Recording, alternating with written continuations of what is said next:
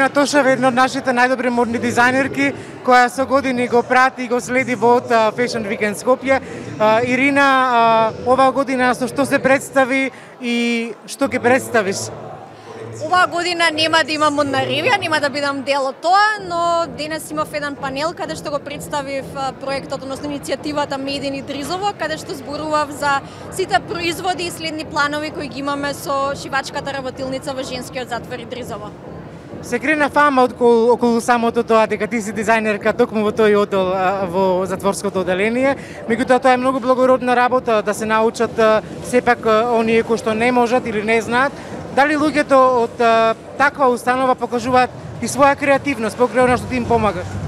Креативноста е огромна, тоа може да се забележи на нашиот Инстаграм профил каде да ги видат производите. Жените веќе и прават планови за еднината, сонуваат за убави работи по излегувањето од затворот, затоа што дефинитивно креативноста не спасува и умствено, и везењето, шиењето се на некој начин и јога на мозокот. Го облековте и тони зен, колку што се сеќавам на концертот на Сладкаристика. Го облековте тони зен, нашиот познат рапер, на концертот на Сладкаристика. Како се случи таа соработка? Тоа беше многу спонтано, се запознавме во затворот Идризово всушност. Тони беше дојден да има концерт во машкото одделение, додека јас бев во шивачката работилница. Директорот на установата, затоа што е многу горд на целата работилница, го донесе во работилницата и ние му презентиравме нашата работа. И тој само ми кажа, а да ми направите кимоно? И јас кажав, ајде, зашто да не?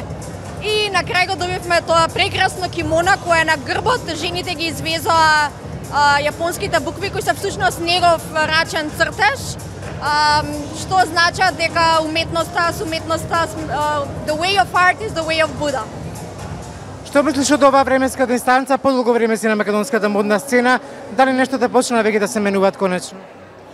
Па можам да кажам баш и за оваа сезона на Моден Викенд Скопје од програмата што ја гледав дека имаме веќе еден брад на нови дизајнери и тоа многу ме радува затоа што имавме нека мала стагнација што е и нормално нели со короната со се што се случуваше.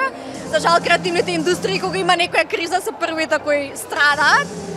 Но и гледам дека имам брад на нови млади дизајнери, дека сите зборуваат за одржливоста што мене лично многу ми значи. И се надевам дека ќе ги видиме повторно и следната сезона и дека рамо до рамо ќе учествуваме и не до други. На крај би те прашал дали се уште работиш со рециклирани материјали? Да, секогаш гледам, секогаш обрнувам големо внимание на материјалите, гледам да бидат со одредени сертификати кои ми гарантираат дека се изработени како што треба, дека луѓето кои учествувале во синџирот на нивното создавање се платени како што треба. Гледам да користам и иновативни материјали кои можам секако да ги донесам во нашата земја, а секако и да користам и стари материјали, преведувајќи ги на нов и модерен начин. Благодарам многу. Благодарам.